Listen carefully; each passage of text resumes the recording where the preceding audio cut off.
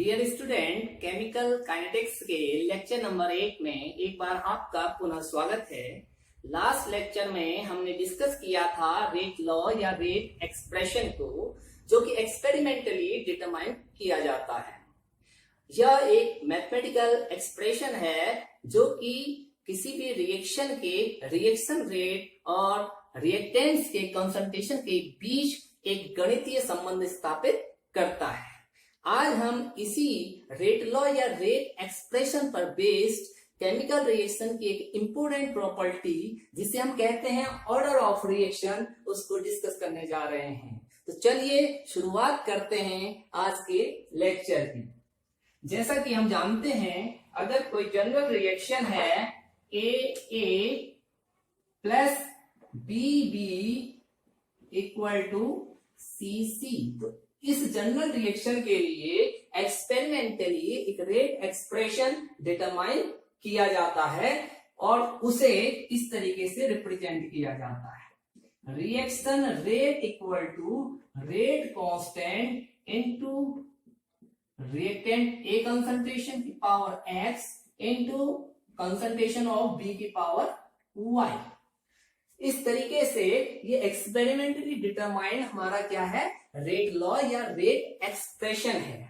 यहां पर concentration terms के ऊपर कुछ हमें पावर इंडिसेस देखने को मिल रहे हैं। ये power indices he order of reaction को बताते हैं। इनका संबंध किससे है? ऑर्डर ऑफ रिएक्शन से है। अब ये ऑर्डर ऑफ रिएक्शन बताते हैं क्रमशः उसी रिएक्टेंट के सापेक्ष जिसके पावर इंडिसेस होते हैं। तो यहां पर हम कह सकते हैं ये x किस रिएक्टेंट का पावर कोफिशिएंट है? ये रिएक्टेंट A का पावर इंडिसेस है। तो ये हो जाएगा order of reaction with respect to A। इसी प्रकार से हम समझ सकते हैं कि ये y क्या है? ये ऑर्डर ऑफ रिएक्शन है विद रेस्पेक्ट टू B। हमारा जो ओवरऑल रेट ऑफ रिएक्शन होता है वो प्रत्येक अभिकारक के सापेक्ष ऑर्डर ऑफ रिएक्शन के सम के द्वारा रिप्रेजेंट किया जाता है। तो हमारा ओवरऑल रेट ऑफ रिएक्शन हो जाएगा यहां पर x प्लस y। x क्या है? ये रिएक्टेंट A के सापेक्ष ऑर्डर ऑफ रिएक्शन है और y क्या है? ये रिएक्टेंट B के सापेक्ष ऑर्डर ऑफ रिएक्शन है। अगर इनको हम जोड़ देते हैं तो वही हमारा ओवरऑल ऑर्डर ऑफ रिएक्शन कहलाता है। यहां पर गलती से मिस्टेक से रेट लिख दिया है, तो इसको मैं लिख दे रहा हूं ओवरऑल ऑर्डर ऑफ रिएक्शन। तो ओवरऑल ऑर्डर ऑफ रिएक्शन किस प्रकार से रेट एक्सप्रेशन के द्वारा हम लिख सकते हैं, ये हम जान चुके हैं। तो इसको अब हम डिफाइन भी कर सकते हैं कि ऑर्डर ऑफ रिएक्शन है क्या। Order of reaction is the sum of power indices of concentration terms present in rate expression और रेट लॉ। इसका मतलब ये हुआ कि ऑर्डर ऑफ रिएक्शन या अभिक्रिया की कोटि किसी वेग व्यंजक में जो कंसंट्रेशन टर्म्स हैं उनके पावर इंडिसेस के सम के द्वारा प्रदर्शित किया जाता है। अब हम कुछ एग्जांपल्स लेकर के देखते हैं। जैसे कि हमने पहला एग्जांपल लिया हुआ है, एक reaction H2 plus of Cl2 equal to formation of HCl। Experimentally ये पाया जाता है कि इस रिएक्शन का रिएक्शन रेट कांस्टेंट और हाइड्रोजन के कंसंट्रेशन की पावर 0 और Cl2 के कंसंट्रेशन की पावर 0 के द्वारा एक्सप्रेस किया जाता है।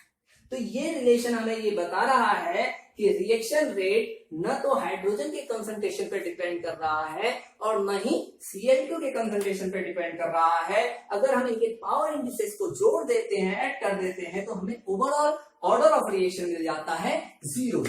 तो ये ओवरऑल ऑर्डर ऑफ रिएक्शन हमारा निकल करके आता है 0। तो इस प्रकार के रिएक्शंस को हम जीरो ऑर्डर रिएक्शन कहेंगे। इसी प्रकार अगर किसी रिएक्शन का ऑर्डर ऑफ रिएक्शन 1 आता है तो वो हमारी फर्स्ट ऑर्डर की रिएक्शन कहलाएगी। 2 आने की दशा में उसे हम सेकेंड ऑर्डर की रिएक्शन कहेंगे। क्या किसी रिएक्शन का ऑर्डर ऑफ रिएक्शन फ्रैक्शनल भी हो सकता है? आइए हम एक अनदर एग्जांपल लेते हैं। H2 plus Br2 equal to 2SBr। इसके लिए एक्सपेरिमेंटली जो रेट एक्सप्रेशन निकल करके आता है वो होता है reaction rate equal to rate constant into concentration of H2 की power 1 into concentration of Br2 की पावर हाफ। यहां आप देख रहे हैं कि H2 का पावर इंडिसेस क्या है, 1 है, Br2 का 1/2 है, तो ओवरऑल हमारा ऑर्डर ऑफ रिएक्शन हो जाएगा 1 + 1/2 इक्वल टू 3/2। तो इस प्रकार हम देख रहे हैं हाँ ऑर्डर ऑफ रिएक्शन फ्रैक्शनल भी हो सकता है। इसी प्रकार किसी रिएक्शन का ऑर्डर ऑफ रिएक्शन नेगेटिव भी हो सकता है किसी कंसंट्रेशन टर्म के सापेक्ष। ऐसा कब होता है? ऐसा उन एक्सटर्नली प्रेजेंट सब्सटेंसेस की उपस्थिति में होता है जो कि रिएक्शन रेट को डिक्रीज करने का काम करते हैं और ऐसे सब्सटेंसेस को हम इनहिबिटर कहते हैं। तो इस प्रकार हम देख रहे हैं कि ऑर्डर ऑफ रिएक्शन में बी 0, में बी पॉजिटिव इंटीजर, में बी नेगेटिव इंटीजर और में बी फ्रैक्शनल। अब हम इस स्टडी को ऑर्डर ऑफ रिएक्शन की इस स्टडी को हम समराइज करने की कोशिश करते हैं। तो हम कह सकते हैं order of reaction experimentally determine किया जाता है। क्यों? क्योंकि ये हमने किसके द्वारा डिटरमाइन किया? ये हमने रेट एक्सप्रेशन के द्वारा डिटरमाइन किया और रेट एक्सप्रेशन क्या है हमारा? एक्सपेरिमेंटल है। तो सबसे पहला पॉइंट हमारा आ गया order of reaction, it is determined experimentally. Second thing, it may be 0, it may be positive or negative integer, it may be fractional, it may be positive or negative integer or 0 or fractional number। तो इसमें किस तरीके की problem आपसे पूछी जा सकती है? इसमें हमें कुछ एक्सपेरिमेंटली डाटा गिवन हो सकते हैं, उनके बेसिस पर order of reaction find out करने को कहा जा सकता है। साथ ही किसी रिएक्शन के लिए आपका रेट लॉ या रेट एक्सप्रेशन दिया हो सकता है और उनके बेसिस पर आपसे ऑर्डर ऑफ रिएक्शन पूछा जा सकता है। एक एग्जाम्पल लेकर के हम इस चीज को समझने की कोशिश करें। हमारी प्रॉब्लम है, एक रिएक्शन दी हुई है A + B = C और इसके लिए दिया हुआ है हमारे पास रेट एक्सप्रेशन और हमसे कह रहा है कि इस रिएक्शन का ऑर्डर ऑफ रिएक्शन बताइए। हम जानते हैं अगर हमें रेट एक्सप्रेशन पता हो तो उसके आधार पर हम किसी भी रिएक्शन का ऑर्डर ऑफ रिएक्शन किस प्रकार से लिख सकते हैं। तो सबसे पहले लिख लेते हैं रेट एक्सप्रेशन को, reaction rate equal to K into concentration of A की power half into concentration B। ये गिवन था हमें। अब ऑर्डर ऑफ रिएक्शन की डेफिनेशन पे आते हैं तो हम जानते हैं order of reaction is the sum of power indices present in rate expression और रेट लॉ। तो इनके सम के रूप में हमने लिखना है। अब यहाँ पावर इंडिसेस क्या है? हाफ है और बी की पावर क्या है? 1 है। तो हम लिख देंगे order of reaction is equal to half + 1 equal to 3/2। That will be our answer. अब यही प्रॉब्लम हमारी दूसरे रूप में भी पूछी जा सकती है। कभी कभी क्वेश्चन में पूछ लिया जाएगा कि इस रिएक्शन का order of reaction find out कीजिए या तो रिएक्टेंट ए के सापेक्ष या रिएक्टेंट बी के सापेक्ष। तो उस केस में क्या होगा, हम केवल उस पर्टिकुलर रिएक्टेंट के पावर इंडिसेस को देखेंगे।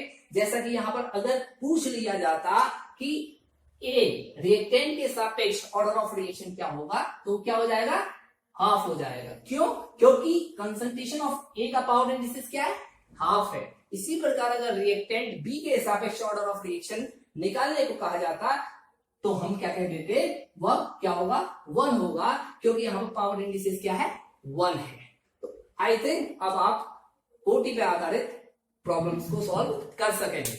अब हम इसी कोटि के आधार पर एक नई चीज जो कि यूनिट ऑफ रेट कांस्टेंट होती है उसको किस तरीके से डिटरमाइन किया जाता है उसको सीखेंगे।